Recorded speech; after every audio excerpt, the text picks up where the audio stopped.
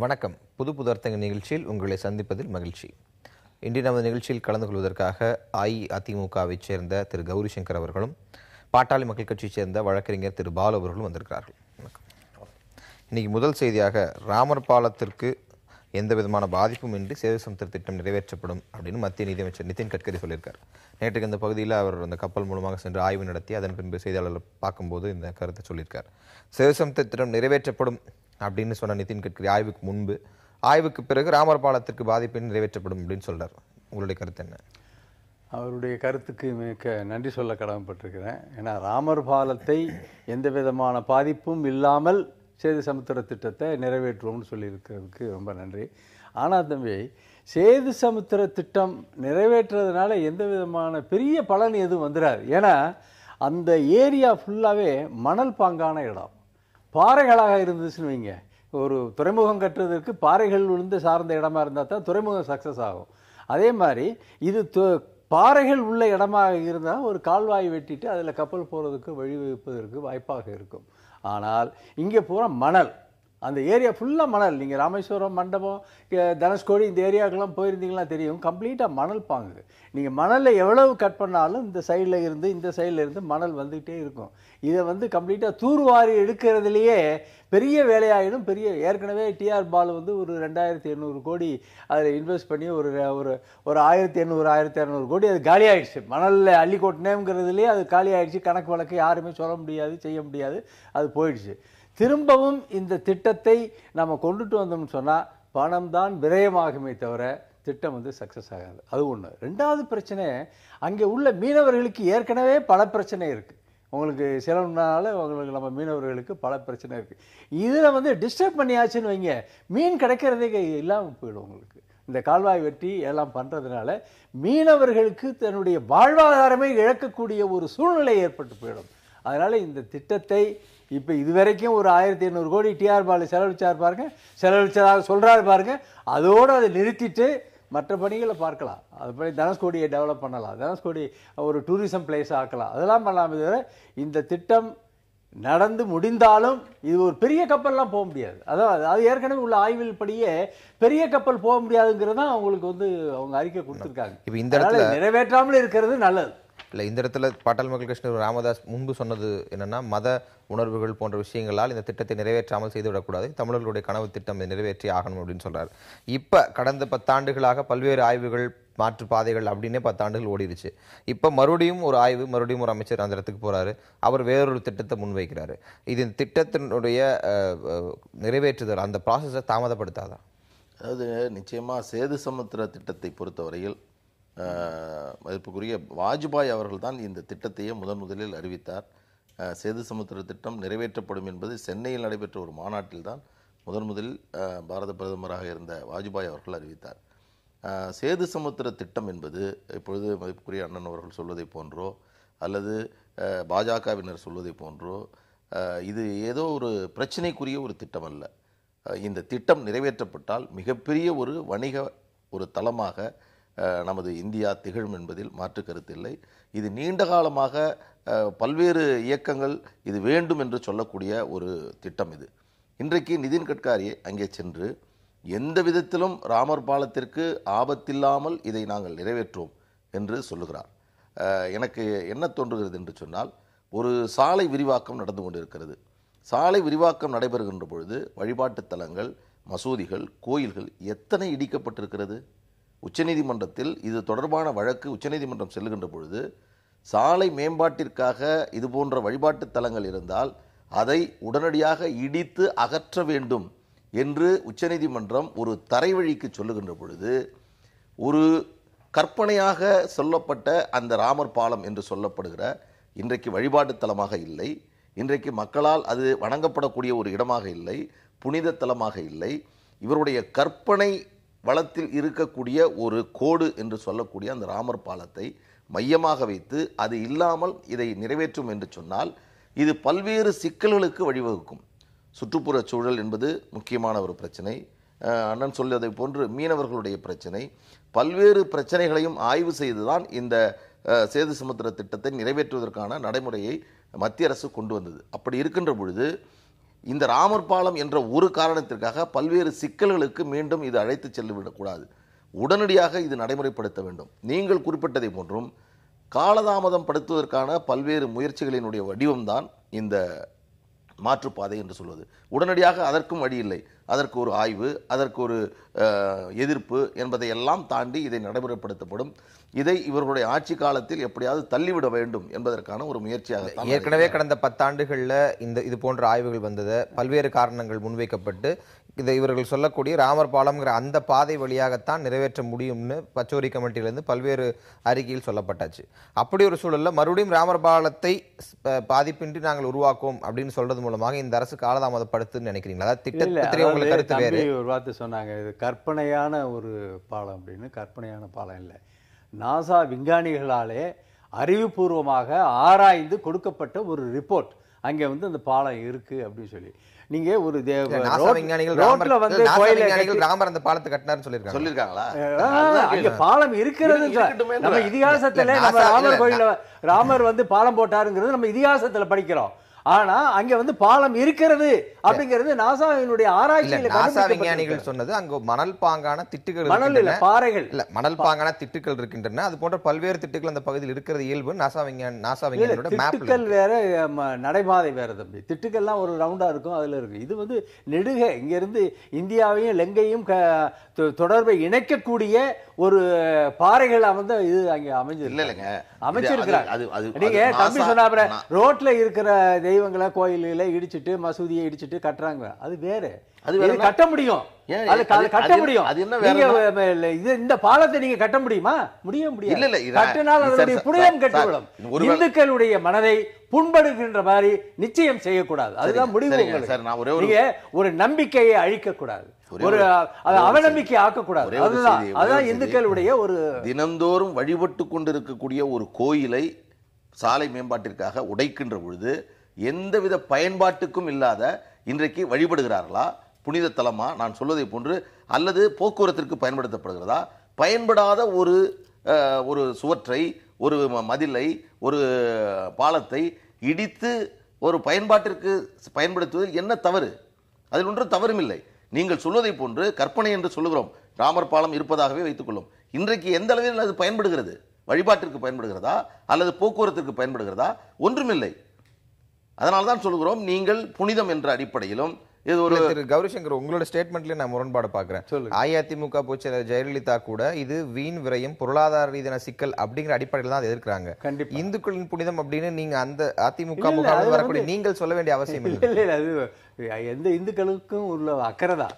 இதில் வந்து பொருளாதார நெருக்கடியை பற்றி நான் உங்களுக்கு சொன்னேன். இதில் வந்து எந்த விதமான பெனிஃபிட்டும் வரப்போறதில்லை. மீனவர்களுடைய வாழ்வாதாரம் அழிந்துரும்னு முதலே சொன்னேன். அது போக இந்துக்களுடைய எண்ணங்கள் உங்களுக்கு இப்போ நம்ம திருப்பூர் இருக்கு, திருப்பத்தூரில் திருப்பூர் நம்ம ஓஎம்ஆரில் இருக்கு பாருங்க. இதில் ஈஸியாக ஓஎம்ஆரில் இருக்கிற கோயில் இருக்கு. அங்கே பழைய சத்திரம் இருக்கு, பழைய காலத்து சத்திரங்கள்.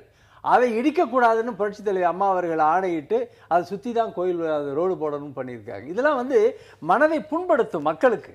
அந்த புண்படுத்துகின்ற வேலையை நம்ம எந்த அரசாங்கமும் செய்யக்கூடாது. நிச்சயம் பாரதிய ஜனதா அரசு, மத்தியில் இருக்கிற அரசு இது நிச்சயம் ஒத்துக்கிற மாட்டாங்க. ஆனால் அது அப்பார்ட் ஃப்ரம் தட், நீங்கள் இதில் வாய்க்கால் தோண்டி போச்சுன்னு சொன்னால் 35,000 டன் கப்பல் தான் அதில் போக முடியும். அதுக்கு மேலே வந்து 35,000 டன் உள்ள கப்பல்கள்லாம் இது வழியாக போகணுங்கிற அவசியமே கிடையாது. அவன் சுற்றி போயிடுவான். இவங்களுக்கு கட்டுற இந்த சார்ஜ் இருக்கு பாருங்க, டோல் சார்ஜ், அதை காட்டிலும் அவன் டீசல் வந்து அவனுக்கு கோரிக்கை ராமர் சேது சமுத்திர திட்டத்தை நிறைவேற்றக்கூடாது அப்படிங்கிறதா? நிறைவேற்றனால எந்த பலனும் வராது. பெரிய வணிக லெவல்ல வந்து பெரிய முன்னேற்றம் வந்துடும் சொல்றதெல்லாம் வந்து தவறுங்க. அங்க வந்து தூத்துக்குடியில துறைமுகம் கட்டணும் வருது. அதே மாதிரி நம்ம தலைப்பு வைண்ட் அப் பண்ணலாம். அவரோட கடைசி கருத்து கேட்போம். இந்த தலைப்பு பற்றி உங்களுக்கு சொல்லுங்க. நம்ம இடைவெளி, அதாவது ஒரு தனிநபர் இப்போ நம்ம பேசிட்டு இருக்கோம், இது வரும் தேவையில்லை என்பது கருத்து சொல்வது என்பது நம்ம உரிமை. ஆனால் ஒரு எக்ஸ்டென்சிவாக ஒரு ரிப்போர்ட்டை ஒரு இன்ஸ்பெக்ஷன் பண்ணி ஒரு ரிப்போர்ட் தயார் பண்ணி ஒரு அரசினுடைய கவனத்திற்கு கொண்டு சென்று இந்த திட்டம் தயாரிக்கலாம், இதை நடைமுறைப்படுத்தலாம் என்று சொல்லுகின்ற பொழுது பல்வேறு விதமான காரணிகளை அவர்கள் ஆய்வு செய்து தான் அதை முடிவு செய்கிறார்கள். இவர்கள் சொல்வது போன்று 35,000 டன்னுக்கு மேல் செல்ல முடியாது என்று சொல்வது என்பது அதைவிட சற்று ஆழப்படுத்தினால் செய்ய முடியாது என்பது அல்ல. அங்கே இருக்கக்கூடிய தூரங்களின் அடிப்படையில் ஒரு கப்பல் செல்வதற்கான வழிமுறைகள் அதில் இருக்கிறது. அதில் எந்த மாற்று கருத்தும் இல்லை.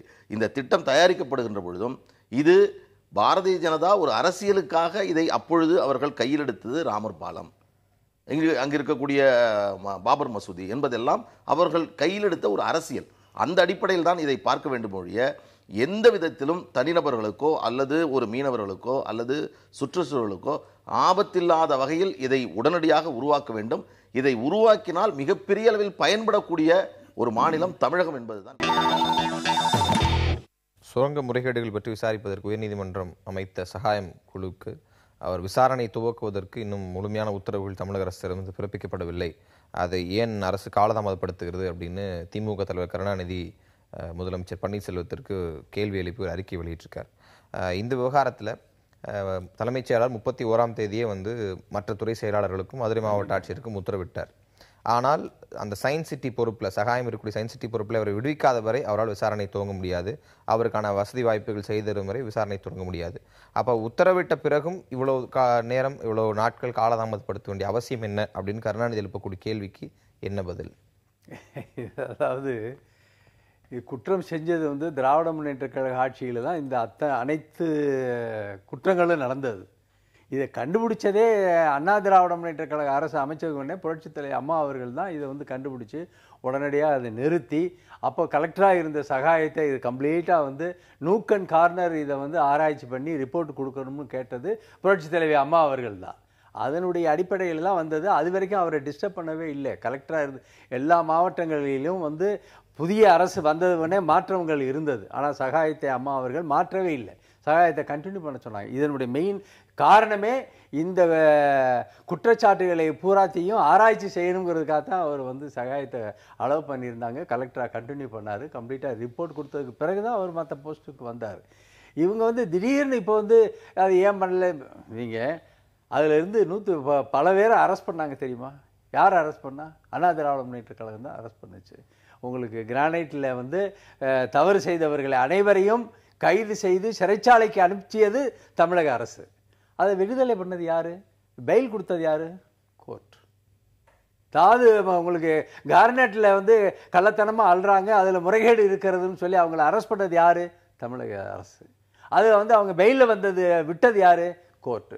இப்போ என்னமோ உங்களுக்கு டிராஃபிக் ராமசாமி என்பவர் இந்த கலியுகத்தையே காப்பதற்கு வந்த கிருஷ்ண பரமாத்மா மாதிரி ஒரு எலிவேட் பண்ணி பண்ணுறதும் அதுக்கு கருணாநிதி ஆதரவு கொடுக்கறதும் அதிசயமாக இருக்குது. அதாவது அதை சகலத்தையும் கொண்டு இன்னைக்கு ஏன் பண்ணலை, எதுக்கு பண்ணலை, பண்ணினது பூரா தமிழக அரசு. இதில் பூரா அகப்பட்டுக்க போகிறது பூராமே திராவிட முன்னேற்ற ஆளுது தான். இன்னும் சொல்லப்போனால் கருணாநிதி பேரன் இதில் முக்கியமான பங்கு வகிக்கிறார். அழகிரியுடைய பையன் இவங்களாம் இப்போ இந்த ரிப்போர்ட்டில் வந்துச்சுன்னு சொன்னால் அவங்க தான் வரப்போகிறாங்க. இவங்களை காப்பாற்ற வேண்டிய அவசியம் அண்ணா திராவிட முன்னேற்ற கழகத்திற்கோ இல்லை முதலமைச்சர் பன்னீர்செல்வத்திற்கோ புரட்சித் தலைவர் அம்மா அவர்களுக்கு கிடையாது. நிச்சயமாக இதில் மாற்ற வருது அவங்க தான். இதில் முன்னெச்சரிக்கையாக சொல்லிக்கிட்டே வர்றாரு கருணாநிதி, வேற ஒன்றும் கிடையாது. உங்களுடைய கருத்து? அதாவது சகாயம் அவர்கள் தான் முதலில் இந்த விஷயத்தை வெளியே கொண்டு வந்தார். அதிமுகவினர் இப்பொழுது சொல்வதை போன்று அதற்கு காரணமானவர்கள் எங்கள் ஆட்சியில் தான் நடந்தது என்பதை ஓரளவுக்கு நாம் ஏற்றுக்கொள்ளத்தான் வேண்டும். அந்த அறிக்கை வெளிவந்தது 2012. ஏறக்குறைய 16,000 கோடி ரூபாய் முறைகேடு நடந்திருக்கிறது என்ற அறிவிப்பை சகாயம் முதலில் சொல்லி உடனடியாக இதற்கு ஒரு முறையான ஒரு விசாரணையை துவக்க வேண்டும் என்ற ஒரு அறிக்கையை கொடுத்த 2 மாதத்தில் அங்கிருந்து அவர் தூக்கி எறியப்பட்டார். இதே ஆட்சியினால். இவர்கள் நினைத்திருந்த 16,000 கோடி இழப்பு இருக்கிறது என்று சொல்லியதற்கு ஒரு கலெக்டர் அவர் முடிச்சிட்டா முழுமையா அதாவது விட்டு போயிடும். உங்களுக்கு கலெக்டர் 16 வருஷத்துல ஒரு கலெக்டராகவே இருக்க முடியாது. ஏன்னா அவருக்கு ப்ரொமோஷன் வரும். அவருடைய கேள்வி இருக்கு முடிச்சப்பா. அதாவது அறிக்கை கொடுக்கிறார். உடனடியாக ஏன் மாற்றப்பட்டார், எப்படி மாற்றப்பட்டார் என்பதெல்லாம் அப்பொழுது நன்றாக தெரியும். அவர் மாற்றப்படுகிறார், காரணமாக மாற்றப்படுகிறார். பல்வேறு நாம் ஏதோ ஒரு சாதாரணமான ஒரு விசாரணை என்று நினைத்தோம். இவ்வளவு பெரிய விஷயங்கள் இதற்குள்ளாக இருக்கிறது என்பதை உணர்ந்த அதிமுக அரசு உடனடியாக அவரை அங்கிருந்து மாற்றியது. அதற்கு பிறகு பல்வேறு நிகழ்வுகள் நடந்தது. இன்றைக்கு நண்பர் அவர் சொல்வதை போன்று இதில் மாட்டப்போகிறவர்கள் எல்லாம் திமுகவினர் தான் என்று சொன்னால், அப்படி ஒரு சூழல் இருந்தால் அதை அதிமுக விட்டுவிடுமா? அதை விட்டுவிட்டு இந்த திமுகவினர் மாட்டப்போகிறார்கள் என்று சொன்னால் அதிமுகவினர் அதை சாதாரணமாக விட்டு விடுவார்களா? ஏன் நீங்கள் அதற்கு மேல்முறையீடு சென்றீர்கள்? ஏன் உச்சநீதிமன்றம் சென்றீர்கள்? ஏன் அதற்கு மறு ஆய்வு மனுவை உயர்நீதிமன்றத்தில் தாக்கல் செய்தீர்கள்? டிராபிக் ராமசாமி போட்டாரோ யார் போட்டாரோ, ஒரு உயர்நீதிமன்றம் சகாயம்தான் இதை கண்டுபிடித்தார், அவரே இதை விசாரிக்க வேண்டும் என்று சொன்னதற்கு பிறகு நீங்கள் சொல்வது உண்மையாக இருந்தால் யார் குற்றமற்றவர்கள் என்று எங்களுக்கு கவலை இல்லை, இதை நாங்கள் வெளிச்சத்திற்கு கொண்டு வர தயார் என்று நீங்கள் சொன்னால் ஏன் இதற்கு மேல்முறையீடு சென்று உயர்நீதிமன்றத்தில் 10,000 ரூபாய் இந்த அரசிற்கு அபராதம் விதித்து அதற்கு பிறகு இன்றைக்கு நீங்கள் சொன்னதை போன்று நாங்கள் இதை நிறைவேற்றிவிட்டோம் என்று நீதிமன்றத்திற்கு சொல்லிவிட்டு முறையாக அவர் இந்த விசாரணை துவங்குவதற்கான அனைத்து ஏற்பாடுகளையும் செய்யாமல் போனதற்கான காரணம் என்ன என்பதை சகாயத்தினுடைய அறிக்கை வெளியே வந்தால் தெரியும். தாதுமணல் பிரச்சனையில் தாதுமணல் பிரச்சனையில் இன்றைக்கு இருக்கக்கூடிய வைகுண்டராஜன் யார்? அதிமுகவினுடைய ஜெயா தொலைக்காட்சியினுடைய அதிகமான பங்குகளை வைத்திருக்கக்கூடிய ஒரு நபர் தான் வைகுண்டராஜன். அவர்தான் தாதுமணல் பிரச்சனையில் மிக முக்கியமான குற்றவாளி. இதெல்லாம் வெளியே வந்தால் நமக்கு ஆபத்து என்று திமுகவினரும் அதிமுகவினரும் இன்றைக்கு அஞ்சுகிறார்கள். இது அரசியலாக நாங்கள் பார்க்கவில்லை. ஊழல் செய்திருக்கக்கூடியவர்கள் யாராக இருந்தாலும் அவர்களுக்கு வெளிச்சத்துக்கு வர வேண்டும். தேவையான வசதிகளை சகாயத்திற்கு உடனடியாக இந்த அரசு ஏற்பாடு செய்து. வைகுண்டராஜன் ஜெயா டிவியில் முதலீடு பண்ணியிருக்காரு சொல்றதெல்லாம் தவறான செய்தி. அப்படி ஒரு நிகழ்வு வெளியாளுகளை அந்த தொலைக்காட்சி இல்லை, அது அப்படி கிடையாது. தப்பான செய்தியை தம்பி ரெக்கார்ட் பண்ணியிருக்காரு, அதை நான் பதிவு செய்ய விரும்புகிறேன். அப்படி ஒன்றும் கிடையாது. நம்பர் 1. நம்பர் 2, இவர் டிராபிக் ராமசாமி சகாயத்தை நீங்கள் சகாயம் யாருங்க? அரசு அதிகாரி. இந்த இப்போ நடந்துகிட்டு இருக்கிற அரசியலில் பணிபுரிகிற ஒரு அதிகாரி. அவர் தான் ரிப்போர்ட் கொடுத்து 16,000 கோடி இதில் இழப்பு இருக்கிறதுன்னு சொன்னவர் அவர் தான். அது வரைக்கும் இந்த ஆட்சி நம்ம யாருடைய ஆட்சி நடந்தது? திராவிட முன்னேற்ற கழக ஆட்சி தான் நடந்தது. எந்த நடைமுறையில் குறைபாடுகள் இருந்தாலும் அது திராவிட முன்னேற்ற கழகத்தின் நண்பர்களைத்தான் அது பாதிக்குமே தவிர அண்ணா திராவிட முன்னேற்ற கழக தோழர்கள் அங்கே யாரும் குவாரி பண்ணலை. அதனால நம்மளுக்கு ஒன்றும் அதில் பயம் வர வேண்டிய அவசியம் கிடையாது. ஆனால் டிராபிக் ராமசாமி சகாயத்தை தான் அது கமிஷன் ரிப்போர்ட் பண்ணணும்னு சொல்றதுக்கு இவர் யாரு? இவன் கோர்ட்டே கேட்கிறேன் நான். சகாயத்தை பற்றி கோர்ட்டுக்கு என்ன தெரியும்? கோர்ட்டுக்கு தெரியாது. சகாயம் ஒருத்தர் இருக்காருங்கிறது கோர்ட்டுக்கு எப்படி தெரியும்? டிராபிக் ராமசாமி சொல்றாரு. டிராபிக் ராமசாமி சொல்றதுக்கு அதிகாரம் கிடையாது. இங்க ஒரு மக்களால் தேர்ந்தெடுக்கப்பட்ட ஒரு அரசு நடந்து கொண்டு இருக்கிறது. அதுக்கு ஒரு முதலமைச்சர் இருக்கிறாங்க, அதுக்கு ஒரு கன்சர்ன் மினிஸ்டர் இருக்கிறாங்க, மாவட்ட கலெக்டர் இருக்கிறார், சுப்பிரமணியம் இருக்காரு, இவங்களாம் இருக்கிறாங்க. இவங்கெல்லாம் பண்ணணுமே தவிர சகாயம்தான் பண்ணணும்னு சகாயம் வானிலிருந்து குதித்த வானதேவதை இல்லை. அவரும் ஒரு மனிதர் தான், அவரும் ஒரு அதிகாரி தான். அவர் போல நூற்றுக்கணக்கான அதிகாரிகள், கருணாநிதி சொன்ன மாதிரி நிறைய அதிகாரிகள் இருக்கிறாங்க. பண்ணலாம். அந்த அளவுல இந்த விவாதத்தை நிறைவு பண்ணலாம். என்ன சொன்னீங்க? இல்ல, இந்த அந்த அளவுல இந்த விவாதத்தை நிறைவு செய்வோம், நமக்கு நேரம் இல்லை. அடுத்த தலைப்பு. அதனால இதுல டிராபிக் ராமசாமி சொன்னதெல்லாம் கேட்கணுங்கிறது அரசினுடைய பொறுப்பு கிடையாது. விஷயத்தை வெளியே கொண்டு வரணும். அது அண்ணா திராவிட முன்னேற்ற கழகம் எந்த விதமான பிரச்சனையும் இல்லாமல் அதை வெளியே கொண்டு வருவதற்கு தயாராக இருக்கிறார். இந்த அரசு பல விதத்தில் முறைகேடு, அதாவது இடைஞ்சலாக இருக்கிறது. இவர்கள் தயாராக இல்லை என்பதை இவருடைய நடவடிக்கைகளே இந்த உலகத்திற்கு இரண்டு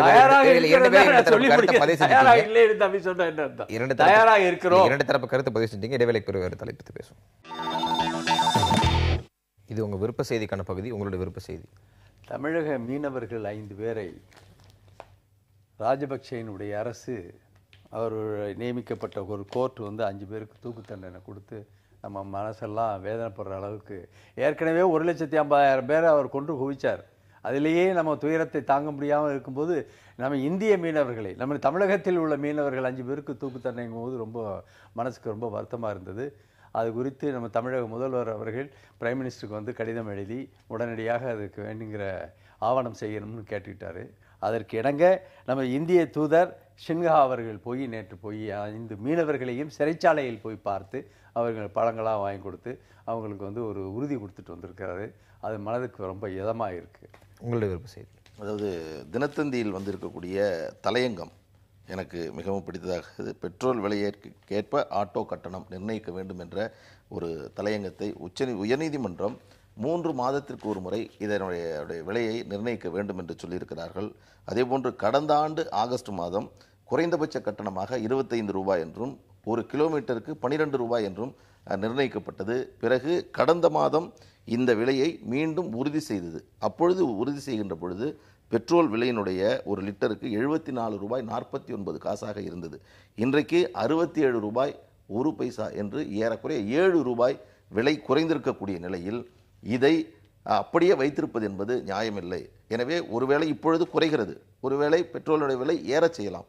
இப்படி ஏற்ற இறக்கங்கள் நிகழக்கூடிய பெட்ரோலினுடைய அதை மையமாக வைத்துதான் இதனுடைய போக்குவரத்தினுடைய கட்டணத்தை நிர்ணயிக்கின்ற பொழுது நீங்கள் 3 மாதத்திற்கு ஒரு முறை இந்த கட்டணத்தை நிர்ணயிக்க வேண்டும் என்று இந்த தந்தியுடைய தினத்தந்தியினுடைய தலையங்கம் சொல்லுகிறது.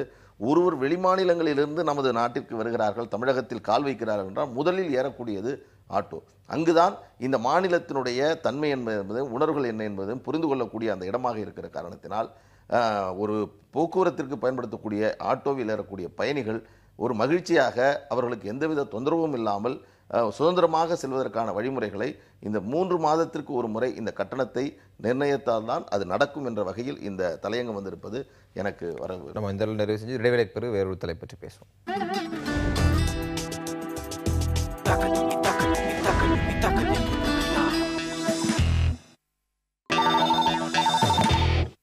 தமிழகத்தின் டிஜிபியாக இருந்த ராமானுஜம் ஓய்வு பெற்று அவர் தமிழக அரசின் ஆலோசகராக நியமிக்கப்பட்டிருக்கிறார்.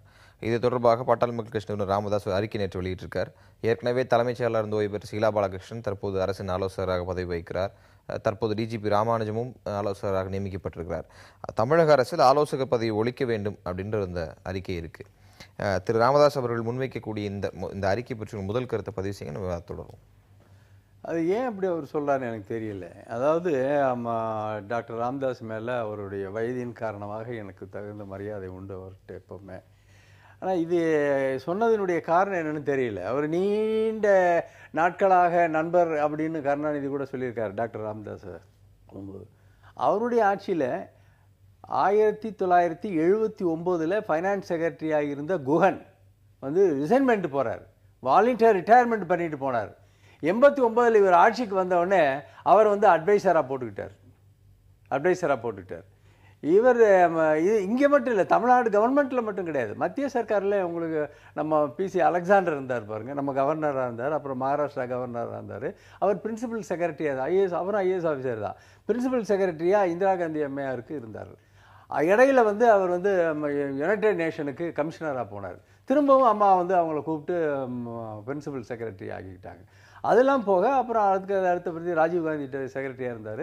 அப்புறம் பிறகு நம்ம தமிழ்நாடு கவர்னராக இருந்தார், மகாராஷ்டிரா கவர்னர். அதாவது திறமைகள் எங்கே எங்கே இருக்கிறதோ அதை பயன்படுத்துவது தான் ஒரு அரசாங்கத்தினுடைய கடமை. உங்களுக்கு வந்து ஒரு ராமானுஜம் வந்து இன்னைக்கு அவருக்கு ரீஅப்பாயின்மெண்ட் கொடுத்துருக்காங்க, ஆலோசகரை கொடுத்துருக்காங்கன்னா அவர் 30 ஆண்டு காலம் 78 பேட்ச் ஐபிஎஸ் ஆஃபீஸர் 30 ஆண்டு காலம் உளவுத்துறையிலே அவர் பணிபுரிந்திருக்கிறார். யாருக்குமே கிடைக்காத ஒரு பெரிய வாய்ப்பு அவருக்கு கிடைச்சது. 30 ஆண்டு காலம் அவர் உளவுத்துறையில் இருந்திருக்கிறார், கியூ பிரான்ச்சில் இருந்திருக்கிறாரு, எல்டிடி கண்காணிப்பு குழுவில் அவர் தலைவராக இருந்திருக்கிறாரு. இப்படி பல துறைகளில் அவர் பணிபுரிந்த காரணத்தினால அவர் ஒரு ஆலோசகராக வருவாரே ஆனால் இந்த தமிழக அரசுக்கு நல்லது, தமிழக மக்களுக்கு நல்லது. அதனால எந்த தப்பு இருக்கிறதாக எனக்கு தெரியல. அதாவது பாட்டாளி மக்கள் கட்சியினுடைய நிறுவனர் மருத்துவர் ஐயா அவர்கள் பொதுவாக இது போன்று அவர்களுக்கு பதவி நீட்டிப்பு வழங்குவது என்பதும் தவறான ஒரு நடைமுறை என்றும், இதுபோன்று ஆலோசகர்கள் என்று நியமிப்பதன் மூலமாக கூடுதலான அதிகாரங்களை வழங்கக்கூடிய ஒரு இடமாக இது அமைந்து விடுகிறது. எனவே இதை ஒழிக்க வேண்டும் என்றும் மிக தெளிவாக சொல்லுகிறார். ஏதோ எங்களுக்கு நண்பர் என்பதற்காக கலைஞர் செய்வதை சரி என்றும் இவர்கள் எதிரிகள் என்பதற்காக செய்வதை தவறு என்றும் சொல்வதில்லை. 2 ஆட்சிகளுமே இதை செய்கிறார்கள். முதலில் இதுபோன்று ஒரு ஓய்வு பெற்றவர்களை பணியமர்த்தக்கூடிய காரியத்தை ஜெயலலிதா அவர்கள் 2001 முதலில் செய்தார். அதற்கு பிறகு குஹன் பிரச்சனையிலிருந்து இப்பொழுது இருக்கக்கூடிய சீஃப் செக்ரட்டரி பிரச்சனையிலிருந்து இன்னும் சொல்லப்போனால் இங்கே இருக்கக்கூடிய சட்டம் கமாலுதீன் இருக்கிறாரே 5 ஆண்டுகள் அவருக்கு, ஜமாலுதீன் அவருக்கு 5 ஆண்டுகள் பதவி உயர்வு பதவி நீட்டிப்பு அதிமுகவினால் வழங்கப்படுது. 2012ஆம் ஆண்டு அவர் ஓய்வு பெற்றிருக்க வேண்டும். 5 ஆண்டுகள் என்பது இந்த இடைப்பட்ட காலத்தில் எத்தனை அதிகாரிகள் அந்த இடத்தில் அமர்ந்து செல்வதற்கான வாய்ப்பை நாம் தட்டி பறிக்கிறோம் என்பதை அந்த அதிகாரிகளிடத்தில் இருந்து பார்த்தால் மட்டும்தான் நாம் புரிந்து கொள்ள முடியும். ஒரு பதவி ஓய்வு பெறுவதற்கான வயது என்ன என்பதை நிர்ணயித்திருக்கிறார்கள். தவிர்க்க முடியாத காலங்களில் மிக அரிதான சூழலில் மட்டுமே பதவி நீட்டிப்பு என்பதை வழங்க வேண்டும் என்று உச்சநீதிமன்றம் மிக தெளிவாக சொல்லியிருக்கிறது. இன்றைக்கு ராமானுஜம் பிரச்சனையை பற்றும் தனிப்பட்ட முறையில் எடுத்துக்கொண்டால் அவர் நேர்மையானவர் என்பதில் மாற்று கருத்தில்லை. ஆனால் அதிமுகவினுடைய எடுபடியாக நடந்து கொண்டார் என்பதை மிக தெளிவாக அவருடைய நடவடிக்கைகள், அவருடைய செயல்பாடுகள் பட்டவர்த்தனமாக எடுத்து காட்டுகிறது. எப்படி சொல்கிறோம் என்று சொன்னால், அவருடைய பதவி நியமனம் செய்யப்பட்டதிலிருந்து பல்வேறு விதமான விமர்சனங்களுக்கு உள்ளானவர் தான் ராமானுஜம் அவர்கள். முதலில் அவரை டிஜிபியாக பதவி அமர்த்தப்படுகின்ற பொழுது இவர் சொன்னதை போன்று அவர் அந்த புலனாய்வு துறையிலே ஏடிஜிபியாக இருக்கக்கூடியவரை, டிஜிபியாக இருக்கக்கூடியவரை கூடுதல் பொறுப்பாக சட்டம் ஒழுங்கினுடைய டிஜிபியாக இருப்பார் என்று சொன்னது மிக மோசமானது. அதுபோன்ற சூழல்கள் எந்த மாநிலத்திலுமே நிகழ்ந்திருக்க முடியாது. 1.5 ஆண்டு காலம் அதே போன்று கூடுதல் பொறுப்பாக, அதாவது டிஜிபி சட்டம் ஒழுங்காக இருக்கக்கூடியவர் புலனாய்வு பிரிவினுடைய டிஜிபியினுடைய பொறுப்பை கூடுதலாக எடுத்துக்கொள்ளலாம். கீழே இருக்கக்கூடிய உயர்நீதிமன்ற நீதிபதியாக இருக்கக்கூடியவர் உயர்நீதிமன்ற தலைமை நீதிபதி பதவியை கூடுதலாக எடுத்துக்கொள்வதை போன்று இதை எடுத்துக்கொண்டார் 1.5 ஆண்டு காலம். அதற்கு அடுத்தபடியாக முறைப்படி அவரை நியமனம் செய்கின்ற பொழுது இன்றைக்கு என்ன சொன்னது? யுபிஎஸ்சி இவரை நியமிக்க முடியாது என்று சொன்னார்கள். கடந்த 2 ஆண்டு காலம் சம்பளமே இல்லாமல் அவர் டிஜிபியாக இன்றைக்கு தமிழ்நாட்டில் அவர் பணியாற்றி இருக்கிறார். எப்படி என்று சொன்னால், சட்டவிரோதமான ஒரு பணி நியமனத்தின் அடிப்படையில் பணியாற்றி முடித்திருக்கிறார். இன்றைக்கு ஆலோசகர் பதவி என்ற ஒரு பதவியை மீண்டும் அவருக்கு வழங்குகிறீர்கள் என்று சொன்னால், அதிமுகவிற்கு அவருடைய சேவை தேவை என்று சொன்னால் உங்களுடைய கட்சிக்கு அவருடைய ஆலோசகராக நியமித்துக் கொள்ளுங்கள். நாங்கள் வேண்டாம் என்று சொல்லவில்லை. ஒரு அரசிற்கு நியமிக்கப்படுகின்ற பொழுது இது போன்ற ஒரு ஆலோசகர் பதவி என்பது மிக மோசமானது. இவர் நேர்மையாக நடந்து கொண்டார், நாம் ஒற்றுக்கொள்கிறோம். ஆனால் இவர் 2 விதமாக செயல்படுகிறார். பாட்டாளி மக்கள் கட்சியினர் பொது சொத்தை சேதப்படுத்தினால் அவர்கள் மீது பல்வேறு விதமான வழக்குகள், குண்டர் சட்டம் போடக்கூடியவர். ஜெயலலிதா அவர்கள் கைது செய்யப்பட்டதற்கு பிறகு, தண்டனை வழங்கப்பட்டதற்கு பிறகு தமிழகம் முழுவதும் எத்தனை சம்பவங்கள் நடைபெற்றது, எத்தனை இடத்தில் அனுமதி இல்லாமல் போராட்டம் நடத்தப்பட்டது, எல்லாம் வேடிக்கை பார்த்தவர். ஒருவரை கூட கைது செய்யாமல், ஒருவர் மீது கூட குண்டர் சட்டம், தேசிய பாதுகாப்பு சட்டம் போடாமல், பொது சொத்தை சேதப்படுத்தியதற்காக அதிமுகவிடம் இழப்பீடு பெற வேண்டும் என்பதற்கான நடவடிக்கைகள் மேற்கொள்ளாமல் இரட்டை வேடம் போட்ட இவருடைய ஆலோசகராக நியமிப்பது என்பது ஒரு மிக மோசமான நடைமுறை. சகாயம் நியமனத்தை பொறுத்தவரை பேசும்போது, சகாயம் மட்டும் தமிழ்நாட்டில் அதிகாரி அல்ல, பல்வேறு அதிகாரிகள் இருக்கும்போது சகாயத்தை மட்டும் உயர்த்த வேண்டிய அவசியம் இல்லை அப்படின்னு சொல்லக்கூடிய அரசு, டிஜிபி ராமானுஜம் இருக்கக்கூடிய அதே 1978 பேட்சில் இருக்கக்கூடிய பல்வேறு ஐபிஎஸ் அதிகாரிகள் மத்திய பணிக்கு போயிருக்காங்க. இங்கேயும் பணிகள் இருக்கும்போது அவரை மட்டுமே மீண்டும் மீண்டும் பிரதானப்படுத்தி அவர்தான் ஆலோசகராக வர வேண்டும் என்று சொல்வது எந்த அளவுக்கு நியாயம்னு ஒரு கேள்வி இருக்கு. உங்களுடைய பதில் என்ன? இல்லை, தம்பி சொன்ன பிறகு எடுபடின்னு சொல்கிறாரு பாருங்க, அது வந்து இஸ் அன்பார்லிமெண்ட் வேர்டு. ஒரு டிஜிபி லெவலில் நம்பர் 1 ஆஃபீஸர் இந்த போலீஸ் டிபார்ட்மெண்ட், இந்த ஐபிஎஸ் ஆஃபீஸர் கேடரில் ஒர்க் பண்ணி எடுபடின்னு சொன்னா அது வந்து தரக்குறைவான ஒரு வார்த்தை. ஒரு டிஜிபி ஒரு நேர்மையான அதிகாரி, இதுவரை அவர் வந்து ஒரு கையூட்டு வாங்கி இருக்கிறதாக ஏதாவது நிரூபிக்க முடியுமா? நிரூபிக்க முடியாது. அப்புறம் ஆலோசகர் அப்படிங்கிறது முதலமைச்சர் யாரு நினைக்கிறாரோ அவர் ஆலோசகரை வச்சுக்கலாம். அவர் வந்து டிஜிபியா கண்டினியூ பண்ணல. ஈவன் பிரகாஷ் சிங் போட்ட சுப்ரீம் கோர்ட் ஜட்ஜ்மெண்ட் என்ன சொல்லுது? 2 ஆண்டுகளுக்கு மினிமம் 2 இயர்ஸுக்கு அவர் ரிட்டையர்மெண்ட் வந்தாலும் கூட அவர் டிஜிபி அப்பாயின்மெண்ட்டுக்கு சுப்ரீம் கோர்ட் ஜட்ஜ்மெண்ட் இருக்கு. பிரகாஷ் சிங்குங்கிற ஒருத்தர் போட்ட வழக்கில் சுப்ரீம் கோர்ட் ஜட்ஜ்மெண்ட்டே இருக்கு.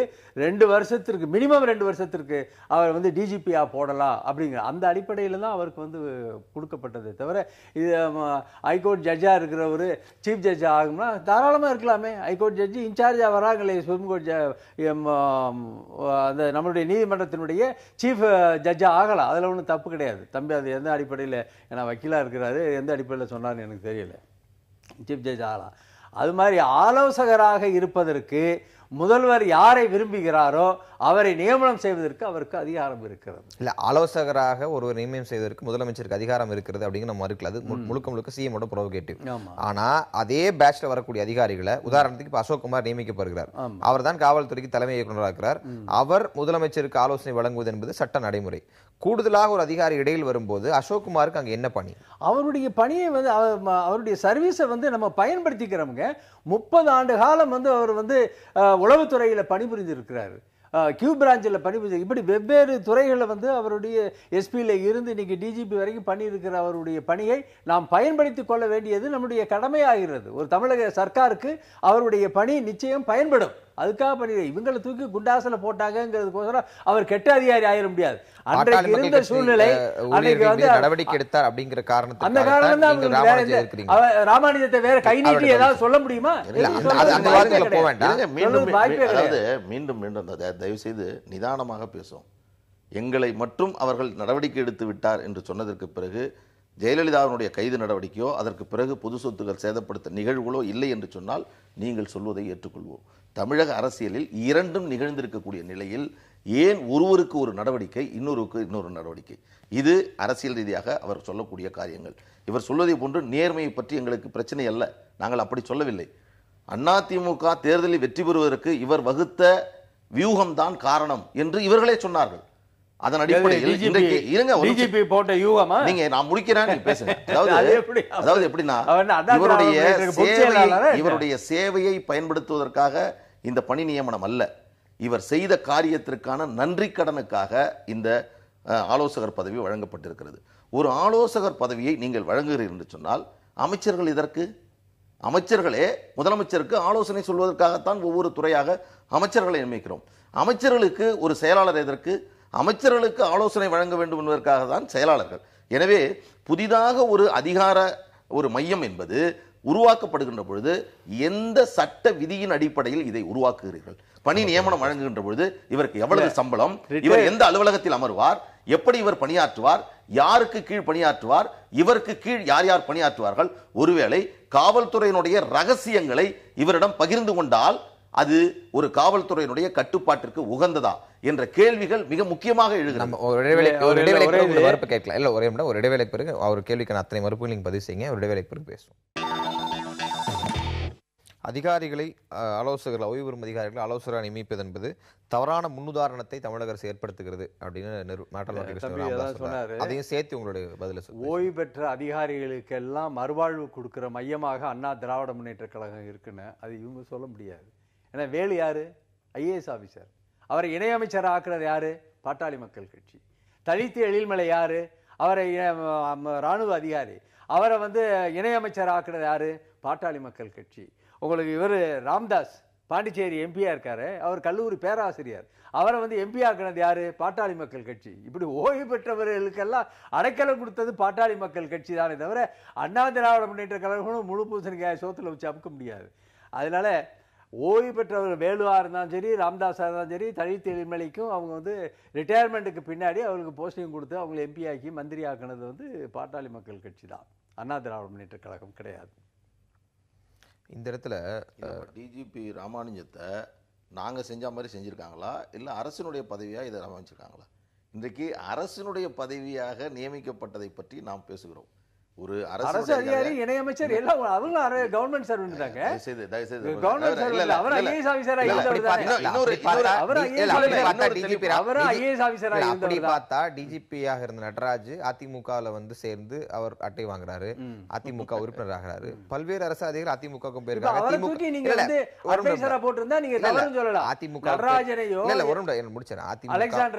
அதிமுகவிற்கும் அதிகாரிகள் சென்றிருக்கிறார்கள். திமுகவிலும் பல்வேறு அதிகாரிகள், மூத்த வழக்கறிஞர்கள்லாம் போய் மீண்டும் அந்த கட்சியில் இணைந்திருக்கிறாங்க, பேராசிரியர்கள் இணைந்திருக்கிறாங்க. இப்ப பிரச்சனை அதுவல்ல. நியமிக்கக்கூடிய ஒரு நபர், இப்ப ராமானுஜத்தை நீங்கள் அரசின் ஆலோசகராக நியமிக்கிறீர்கள் என்றால் அந்த இடத்தில் இருக்கக்கூடிய டிஜிபி ரேங்க்ல இருக்கக்கூடிய அசோக் குமாருக்கு என்ன பணி? அவரது பணியை நேரடியாக அவர் முதலமைச்சரிடம் சொல்வாரா இல்ல அரசு ஆலோசகரிடம் சொல்வாரா? அரசு ஆலோசகங்கிற அந்த பிரிட்ஜ் எதற்காகங்கிற கேள்விதான். அதற்கான உங்களோட பதில். அசோக் குமார் டிஜிபிங்க, அவருக்கு கீழே பல ஐஜி இருக்காங்க, அடிஷனல் டிஜிபி இருக்காங்க, எல்லாரும் இருக்காங்க, சூப்பரண்ட் லெவலில் வந்துடும். இவர் ஆலோசகர், முதல்வருக்கு ஆலோசனை செய்யக்கூடிய இடத்துல இருப்பார், அவ்வளவுதான். அவருடைய டிஜிபி பதவியிலிருந்து இதுவரை முதலமைச்சருக்கு ஆலோசனை சொல்லிக் கொண்டிருந்தவர்கள் இனி ஆலோசனை சொல்ல மாட்டார்களா? எந்த ஆலோசனை சொல்லுவாங்க? இதுவரை சட்டம் ஒழுங்கு பற்றி முதலமைச்சருக்கு டிஜிபியா இருக்கக்கூடியவங்க ஆலோசனை சொல்லுவாங்க. உளவுத்துறை பார்க்கக்கூடிய ஏடிஜிபி டிஜிபியிடம் தகவல் சொல்லி அதை டிஜிபி முறையாக முதலமைச்சரிடம் சொல்லுவார், ஆலோசனை நடத்துவார்கள். அந்த ஆலோசனை நடக்குமா நடக்காது? அந்த ஆலோசனை நடக்கும். அது அரசு தரப்புல கொடுக்கிற ஆலோசனை. இவர் தனிப்பட்ட முறையில இன்னைக்கு மதுரையில இது நடக்குது, கோயம்புத்தூர்ல இது நடக்குது அப்படிங்கிறத விளக்கமா சொல்லி அதுக்கு இவ்வளவு ஆக்ஷன் எடுக்கலாம் அப்படின்னு சொன்னதுக்கு பிறகு முதல்வராக இருக்கிறவரு அசோக்குமாரை கூப்பிட்டு கேட்பாரு, ஏங்க இது இப்படி இருக்கே, இதெல்லாம் என்ன பண்ணலாம், எது செய்யலாம் அப்படின்னு பல முறைப்பட்டு உங்களுக்கு ஆலோசனை செய்து ஒரு தீர்க்கமான ஒரு முடிவு எடுக்கிறதுல தவறு இருக்கு. ஓய்வு பெற்று போனவர் ஆலோசகராக இருக்கிறவர், அவருக்காக நாம் பேசுவதை விட இன்றைக்கு பொறுப்பேற்றிருக்கக்கூடிய டிஜிபி அசோக்குமார் அவர்கள் சிபிஐயில் இருந்தவர், ராமானுஜத்தை விட 100 மடங்கு நேர்மைக்கு சொந்தக்காரர், சிறப்புக்குரியவர். அவரிடம் 2 ஆண்டுகள் முழுமையாக அந்த பதவியை நீங்கள் சிறப்பாக பணியாற்றுங்கள் என்று அரசு வழங்க வேண்டும். அவருக்கு பதவி வழங்குகின்ற பொழுதே அவருக்கு பின்னால் ஒருவரை நியமிக்கப்படுகின்ற பொழுது சுதந்திரமாக அசோக்குமார் அவர்கள் இன்றைக்கு டிஜிபி இல்ல, அசோக்குமாருக்கு பின்னாடி ராமானுஜம் கிடையாது. தமிழக அரசுக்கு பின்னாடி தான் ராமானுஜம் இருக்கார். அசோக்குமாருக்கு பின்னாடி கிடையாது. இவர் ஆலோசகர் என்று சொல்லிவிட்டார். இந்த ஆலோசகர் எந்த அலுவலகத்தில் அமர்ந்து இவர் பணியாற்றுவார்? டிஜிபி அலுவலகத்திலேயே இவருக்கு இடம் ஒதுக்கப்படுமா? இவர் எந்த துறைக்கு ஆலோசகராக இருக்க போகிறார்? காவல்துறைக்கு இவர் ஆலோசகராக இருக்கிறார் என்று சொன்னால் காவல்துறையிடம் இருக்கக்கூடிய ரகசிய தகவல்கள் ஒரு தனிநபருக்கு எப்படி செல்ல முடியும்? இதை சட்டம் அனுமதிக்குமா? இவரை ஒரு ஆலோசகராக நீங்கள் நியமிக்கின்ற பொழுது எந்தெந்த விதிகளை அவர்களுக்கு வழங்குகிறீர்கள்? யார் யார் அவர்களுக்கு ரிப்போர்ட் செய்ய வேண்டும்? இவர் யாருக்கு ரிப்போர்ட் செய்ய வேண்டும் என்ற பல கேள்விகள் இதில் எழுகிறது. ஒரு தனிப்பட்ட முறையில் அரசியல் ரீதியான நீங்கள் வழங்கக்கூடியதையே எங்கள் கட்சியினுடைய நிறுவனர் மருத்துவர் ஐயா அவர்கள் ஒரு ஆட்சியில் இருக்கக்கூடியவர்கள் ஆட்சி முடிந்ததற்கு பிறகு அதிகாரத்தில் நேரடி தொடர்பில் இருக்கவர்கள் உடனடியாக அந்த கட்சியில் சேர்வதே தவறு என்று சொல்லுகிறார். அதில் மாற்று கருத்து இல்லை. இன்றைக்கு இவர் சொல்வதை போன்று வேலு அவர்களை பற்றி பல்வேறு சொல்லக்கூடிய செய்தி என்பது இன்றைக்கு அதிமுக ஆட்சியில் இருக்கிறது, சீஃப் செக்ரட்டரியாக இருக்கிறார், ஓய்வு பெற்றவுடன் அதிமுகவில் சேர்வது என்பது தவறு. இதை நாங்கள் சொல்லுகிறோம். அதைவிட மோசமானது இன்றைக்கு டிஜிபி ராமானுஜம் அவர்களுக்கு அவர் எப்படி சுப்பிரமணியத்தை கட்சியில சேர்த்தீங்க? இன்னொரு செய்தி. அவர் எப்படி சார் சுப்பிரமணியத்தை கட்சியில சேர்த்தீங்க? இன்னொரு தகவல். சுப்பிரமணியம் ரிட்டையர்ட் ஐஏஎஸ் ஆபீசர், அவர் கட்சியில சேர்த்தாங்க. அதாவது டிஜிபி ராமானுஜம் அதிமுகவுடைய எடுபடி என்று சொல்வது ஒரு அன்பார்லிமெண்ட் என்று அண்ணன் சொன்னார்கள். நான் மீண்டும் அதை பதிவு செய்கிறேன் என்று சொன்னேன். இப்பொழுதும் சொல்லுகிறேன், அவர் நேர்மையானவர் என்பதை விட மிக மோசமானது, கொடியது, அரசியல் உள்நோக்கத்தோடு தன்னுடைய பதவியை மிக மோசமாக பயன்படுத்தப்படுவது. ஒரு காவல்துறை ஆய்வாளர் அவருடைய அதிகாரத்திற்கு உட்பட்டு செய்தாலே மிக மோசமான நிகழ்வுகளை நிகழ்த்த முடியும். ஒருவனை கொலை குற்றவாளி ஆக்க முடியும், ஒருவரை கொலை குற்றவாளி இல்லை என்று சொல்ல முடியும். ஆனால் இன்றைக்கு டிஜிபி ராமானுஜம் வழங்கிய அறிக்கையின் அடிப்படையில் தான் மரக்காணத்தில் நடைபெற்ற 2 கொலைகளை விபத்து என்று அறிக்கையை சட்டமன்றத்தில் ஜெயலலிதா அவர்கள் படிப்பதற்கு காரணமாக அமைந்தது டிஜிபி ராமானுஜம் தன்னுடைய அறிக்கை. இது மிக மோசமானது. இன்றைக்கு கொலை என்று பதிவாகி இருக்கிற சூழலில் அதிமுக ஜெயலலிதா அவர்கள் கைது செய்யப்பட்டதற்கு பிறகு என்ன நடவடிக்கை எடுத்தீர்களோ, சட்டமன்ற உறுப்பினர் குரு அவர்களை 3 முறை நீங்கள் தேசிய பாதுகாப்பு சட்டத்தில் போட்ட இந்த டிஜிபி ராமானுஜத்திற்கு தற்பொழுது நிகழ்ந்த பொது சொத்து சேதப்படுத்தியதற்காக நீங்கள் எத்தனை பேர் தேசிய பாதுகாப்பு சட்டத்தில் குற்ற சட்டத்தில் போட்டீங்க? அம்மா கைது பண்ணி உள்ள இருக்கும் பொழுது நடந்ததெல்லாம் பெரும்பாலும் உண்ணாவிரதம் நடந்ததுங்க. யாரையும் கடையை போய் உடைச்சு கண்ணாடி உடைச்சு இது பண்ணி 26 பேருந்துகள் கொளுத்தப்பட்டிருக்கு. சொல்லல, 26 பேருந்துகள் உண்ணாவிரதம் தான் மெயினா இருந்தாங்க. கட்சியில எல்லா மாவட்டங்களிலிருந்து நாங்க சென்னையில இருந்து ஆரம்பிச்சு வச்சோம். அது கன்னியாகுமரி வரைக்கும் உண்ணாவிரதம். இதுல எந்த விதமான அரசுக்கு இழப்பு கிடையாது. இங்கே நடந்தது கொலை, இங்க நடந்தது அதனாலதான் அதை செய்ய வேண்டியது. அப்புறம் ராமானுஜம் அசோக்குமாருக்கு பின்னாடி உட்கார மாட்டாரு. அசோக்குமாருக்கு பின்னாடி உட்கார மாட்டாரு. அவர் முதல்வருக்கு பக்கத்துல செக்ரட்டரியேட் தான் இருப்பாரு. ஆலோசனை தான் சொல்லுவாரே தவிர முடிவெடுக்கிற அதிகாரம் அவருக்கு நிறைய செய்வோம். நிகழ்ச்சியில் கலந்து கொண்டு கருத்தில் நன்றி. மீண்டும் ஒரு புது நிகழ்ச்சி சந்திக்கலாம்.